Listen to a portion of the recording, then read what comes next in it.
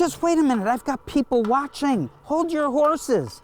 Speaking of horses, on this stagecoach journey to Jerusalem, we found a place called Motza. It's about 10 kilometers outside leading up to Jerusalem. And we're about to interview Uri ben Sion, son of Zion, to understand its history. Uri ben Sion, it's nice to meet you. Shalom. Nice to have you here. So, I've been living in the area of Motza for nearly 3 decades, and I'm fascinated that I knew nothing about what was right below us, right where we live, and where my children grew up. And yet, this story goes back centuries. It actually goes a few thousand years ago. So we need to start at the beginning to find out what is Motza, and why do buses stop here, and why do people come here, and what is its significance, because I understand it was actually quite a rich place. Yes. For millennia, this place was a settlement of people. Now, right now, there are new findings from 9,500 years ago and 4,000 years ago, the Neolithic and the Chalcolithic era, that are being excavated right now. But if we go back to the Bible, we find the first mention of Motza in the book of Yoshua, 18th, 21, 28. It is mentioned as one of towns that are on the border of the Binyamin tribe area. Second time it is mentioned is in the Talmud Yerushalmi. Talmud Yerushalmi, it is talking about a ritual that was taking place in Sukkot, where they would bring willow branches from Motza and put them against the altar, and the Kohanim and Leviim would hold branches and they would strike at the walls and the floor of the temple. This ritual we assume has to do with the fact that the willow is a plant that relies on a steady stream of water, and it is a symbol for affluent water sources, and Jerusalem is barren. And bringing a willow to Jerusalem right in Sukkot, which is the holiday that is connected with the rainy season starting, we assume that it has to do with it. These two sources connect the importance of the place to the history of the Jewish people. Then we hear about Motza in rather tragic circumstances, the Roman conquest of this land. And we know from Josephus Flavius, Yosef ben Matityahu, the Jewish historian who wrote about that period, that right after conquering the land of Israel, destroying the temple, besieging Masada, the 10th Legion, with the Titus, later on to be an emperor himself, decide that they want to give to the veterans of the Legion pieces of land. After serving for 25 years, you are eligible for a piece of land, and this is a very fertile land. It's a little piece of paradise, with the fountains, 3 big fountains, and further on 5 more fountains. It is not very common to find such a place on the border of the Judea desert. So it's a beautiful place. It's close to Jerusalem, on the road that goes all the way to the shore. So it's a good place. And we know that they took this place to be their own, private real estate of veterans of the 10th Legion. And they changed the name of the place, and they call themselves Colonia.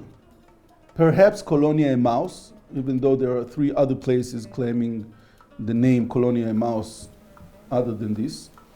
This would be comparable to the name that Christians call Emmaus. Yes. Isn't there a specific distance that it relates to Emmaus or Emmaus? Yes. That would be more likely that this could have been the place? There is a distance, 30 ris. That translates to the distance of Motza from Jerusalem. There is a possibility, because it was also on the main road The bridge that was crossing over the Sorek River is right here. It's about 200 meters from here. It's a crossing place that is the only one in quite a long distance. There are no other easy ways to go to Jerusalem but crossing that bridge. The bridge that Uri is talking about is multi-layered. In fact, it takes us back to the foundations of the original Roman bridge to what we now see as the modern bridge.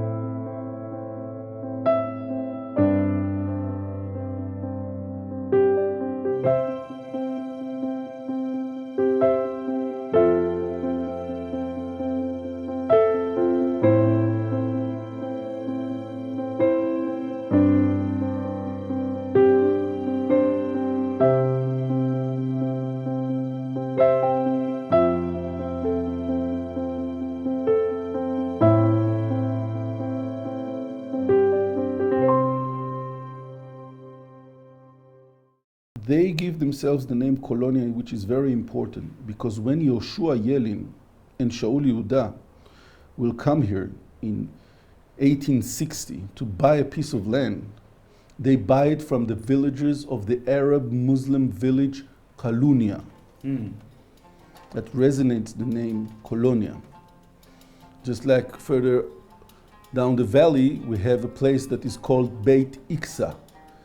Again, not an Arab name. Beit Iksa, meaning X, 10. We assume that it has to do with the presence of the 10th Legion.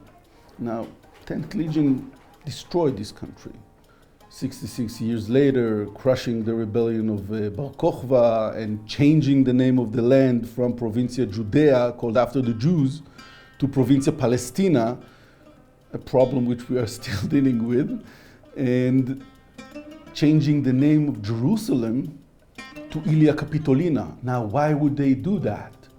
They did that in order to prevent a situation in which Jews will come back later on in the future to reclaim the city of Jerusalem from the land of Judea.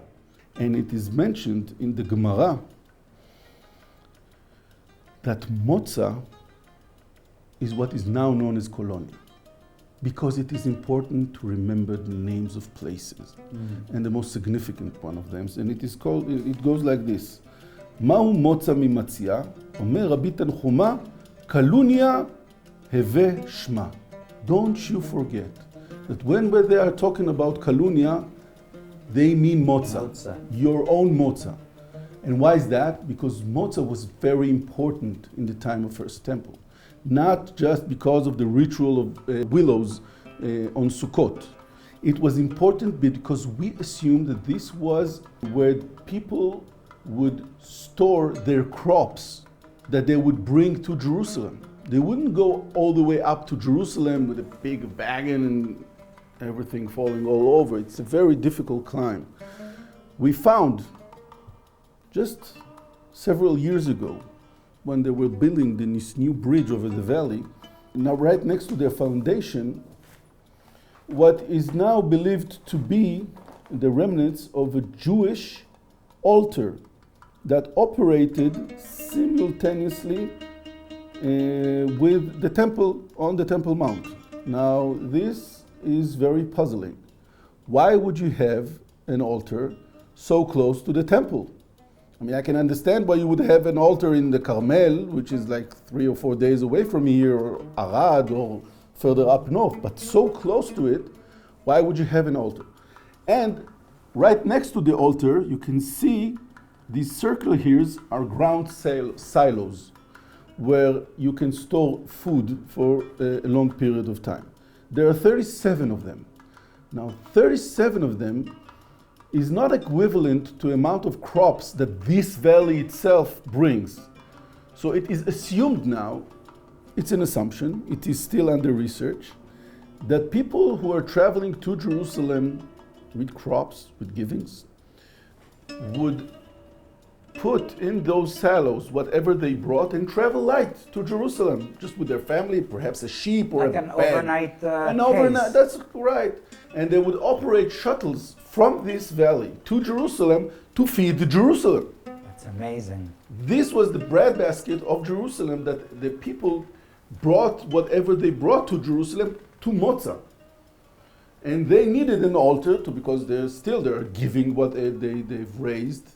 And they would have maybe a small ritual here that is connected with the gift that they are giving to this place. And then go on to Jerusalem to have a second ritual. Yes, this is it. Look, the altar of sacrifice that Uri's talking about, which dates back to the first temple period, when the pilgrims coming up to Jerusalem would stop here in Motza, what is now underneath a modern highway, heading up to Jerusalem to sacrifice at the temple. And today, in modern Israel, we have a grand highway above our heads that leads to Jerusalem, and we see the comparison between past, present, and who knows what the future will bring.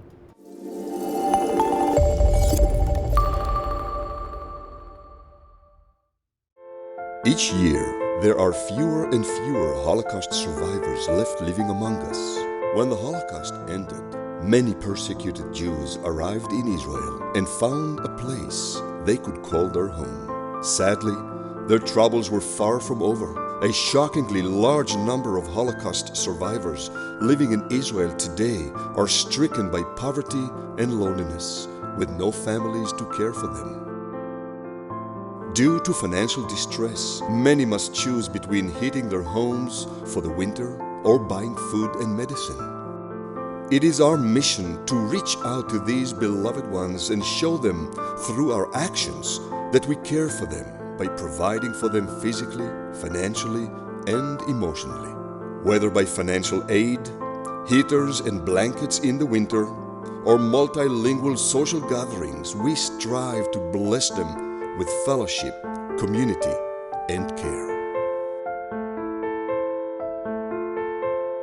So Uri, our more modern history brings us to a family called the Yellin family, which I understand bought this property in 1860 and actually was the first Jewish agricultural settlement. In the region of Jerusalem, this was the first case where Jews took it upon themselves to farm the land.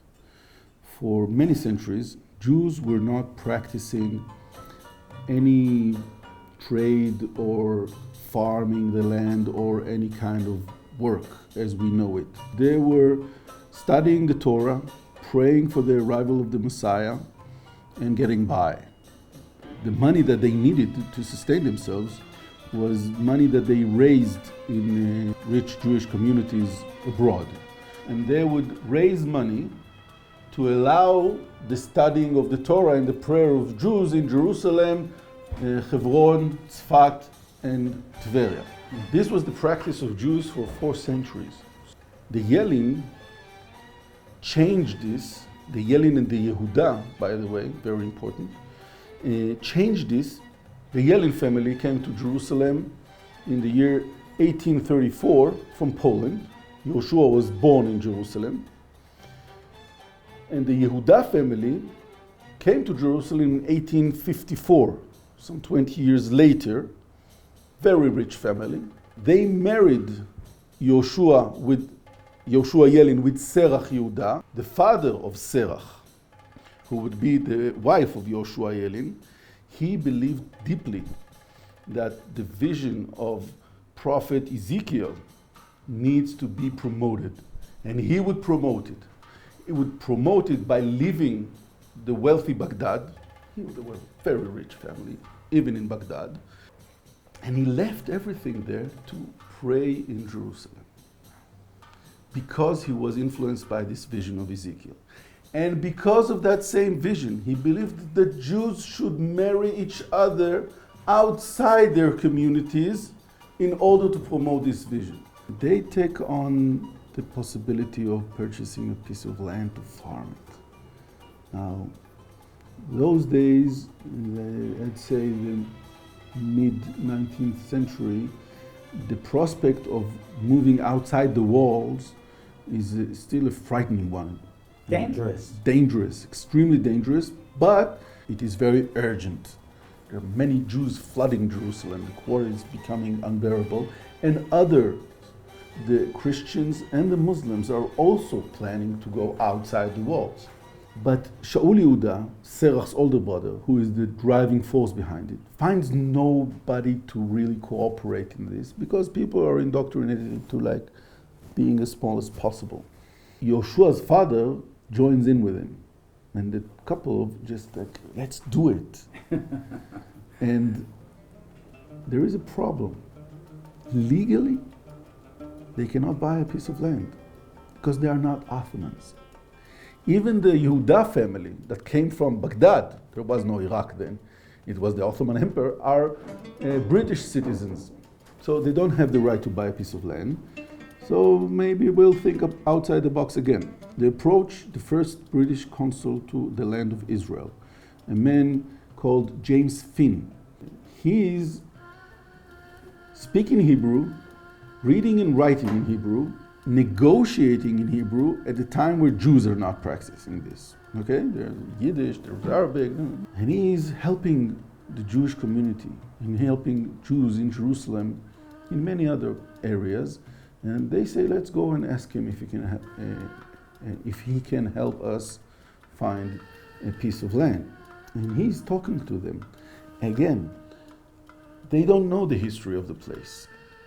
He's talking to them, James Finn, about this village, Colonia, that is in a bit of a problem.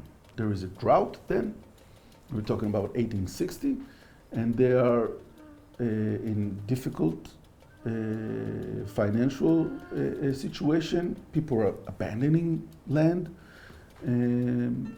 Maybe they are in a position where they will sell us the land even though it is forbidden. And they come here. And of course, the people here from the village of Colonia are more than happy to receive them. People are abandoning their land. Simply somebody's coming to buy a land. Wealthy family. Wealthy family. Invest. Yeah, they're looking smart, you know, they have money. Why not? I would say that in the book titled Jews Living in the Land of Israel, this place in 1860 opens up a new chapter. The chapter right after it is the state of Israel. Because that notion of coming back to working the land, farming the land of Israel, would grow later on. The first Aliyah, the second Aliyah, Rishon LeZion, Rosh Pina, other places also the people are engulfed by this spirit. And they're making significant efforts to fulfill this. But this place is the first time it materializes in the hands of Yoshua Yellin, Shaul Yehuda, and their parents, David Tevya Yellin and Shlomo Yechezkel Yehuda, who are actually putting the money for this. Now they are standing here, two young, bright boys from Jerusalem. They are teenagers. They need to manage this business. They need to manage this venture. And they are as horrible as it can be in managing this business. Because basically you are taking two yeshiva boys and letting them own a kibbutz. It doesn't work. It's like taking two kibbutzniks and letting them run a yeshiva. Now this venture goes seriously bad for them. It takes them about 4 years to lose all their money. And they really want to hold on to this land and continue it, even though it is losing. They don't know much about farming the land. It's an ancient craft for century that goes back like from a father to a son to a grandfather. So that's not something you read a book about and just know what to do. But they still want to do it, even though it is failing. And he needs to struggle with this piece of land on his own. Until in the year 1870, one of his workers, one of his farmers, who is plowing the field, strikes a big metal ring inside the ground with his plow. Cling! This would change the history. Because they find out that this metal ring is fixed in a rock, in a big masoned stone. They pick it up and they find a shaft that goes into the ground. Let's go see what's in the shaft. And they find out something that would transform this piece of land from a complete disaster into a huge economical success. Now, what do you think they found there? Gold? Gold! Why not? Oil! I always ask people who come here, what do you think they found there? And they give us all sorts of answers. Some of them repeat themselves. My favorite, of course, was one mentioned by a bar mitzvah party that was held here. They said that they found Wi-Fi. Honest answer. They weren't trying to make a joke. No, it's okay. What they find underneath the ground that would change the history, in my perspective, and change the story of the Yellin in this place, was a huge structure underneath their feet. And they would clear all the rubble from inside the structure and outside, and they would turn it into a hall, and on top of it they will build another structure, a smaller one, significantly smaller, and they have a road in, a khan. And this khan that they built from this structure that they had found will turn the story around. It will give them an opportunity to hold on to this land. And this success that would follow them will call in other people from the Jewish community to start farming the land. And unlike Yoshua and Shaul Yehuda, they know what to do when they come to farm the land. But Yoshua Yellin, who strikes fortunate cling between a plow and a metal iron ring, would be the eldest and the first one who establishes himself here in 1890 when he builds this house that we're sitting in. So a khan is like a boutique hotel. This place was a very, very famous stopping station on road to Jerusalem, because the biggest fear at that time was from looters and perhaps weather conditions or animals. But once he finds this massive structure underneath his piece of land, all the donkeys and the goods go inside that hole, they lock it up, and it is safe. And this gives all the merchants who are traveling from Jaffa, from Yaffo, what was called the port of Jerusalem, to Jerusalem, they all have to stop here, because here is the bridge that goes over the Sorek River. And they need to climb to Jerusalem another hour and a half, 2 hours of traveling by a very narrow road, so everybody's taking a rest here. And people were used to stopping here, but Yellin changes the story, making it like the 5-star khan. It's amazing. Now I'll ask you this, who built this structure underneath their feet? That is also a very interesting issue, because we believe that it was built either by the Romans or by the Byzantines who followed them. Now, these are the same forces who drove the people of Israel outside this land. And unbeknown to them, they would build, either the Romans or the Byzantines. What goes around comes around. They would build a structure big enough to make the first and the only Jew who would buy a piece of land outside Jerusalem a wealthy man. A wealthy man enough to call in other Jews to follow him. And in 1948, this whole agricultural settlement will turn into a military base from which forces would storm the Castle Hill and the castle itself, together with people who are coming from Ma'ale HaChamisha and Kiryat Anavim. And once the castle falls into the hands of the young, very young infant IDF, the road to Jerusalem would open. That's right. They would change the history of the land.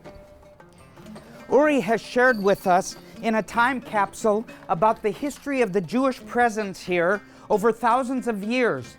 But just 200 meters away from the Yellin family, where they settled and where they lived, is this ruins of a house, a grand house, that belonged to Haj Amin al-Husseini.